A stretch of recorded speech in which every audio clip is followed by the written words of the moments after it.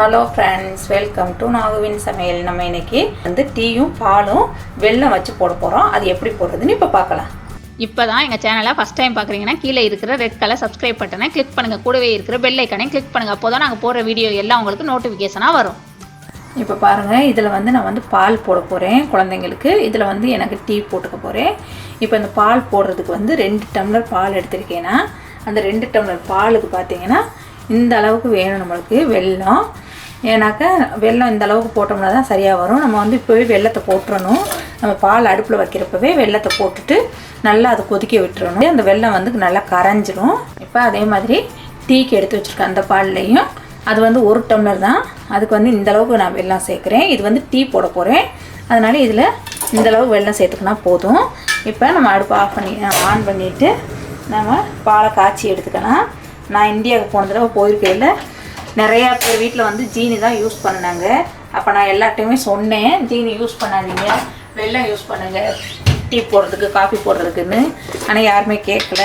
அதனால் இந்த தடவை போட்டு காமிக்கிறேன். இதை பார்த்துட்டு இதே மாதிரி எல்லோரும் ட்ரை பண்ணி பாருங்கள். இப்போ நான் வந்து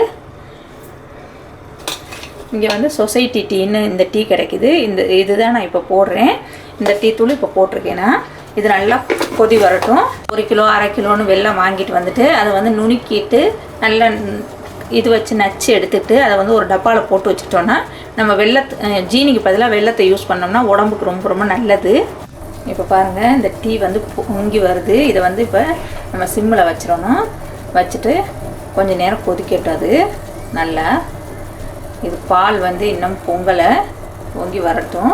நம்ம இப்போ வெல்லம் போட்டதுனால ரொம்ப ரொம்ப நல்லாயிருக்கும். வெல்லம் தான் சீக்கிரமாக செரிமானமும் ஆகும் நம்மளுக்கு ஜீனி போடுறத விட. அதனால் முடிஞ்ச அளவு எல்லாருமே வெல்லம் யூஸ் பண்ணுங்கள். இப்போ பாருங்கள், இங்கே பாலும் பொங்கி வரப்போகுது.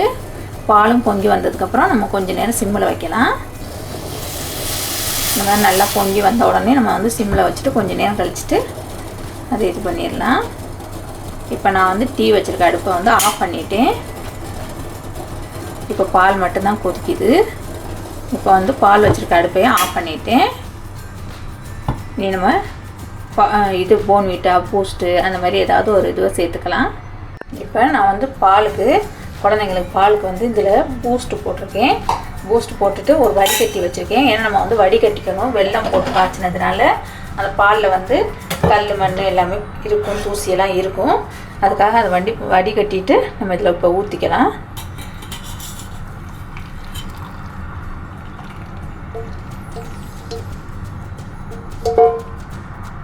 எவ்வளோ தூசி குச்சி எல்லாம் இருக்கு பாருங்க. அதனால தான் வடிகட்டுறது. நம்ம இப்போ இதுவை நல்லா ஆற்றி எடுத்துக்கலாம்.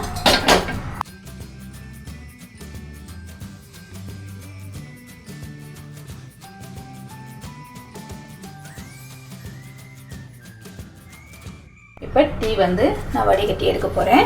நம்ம போட்டு வச்சுருந்தது ஏன்னா இதிலே டீ தூள் வெல்லம் எல்லாமே போட்டதுனால நம்மளுக்கு இப்போ இதில் ஒன்றும் சேர்க்க தேவையில்லை.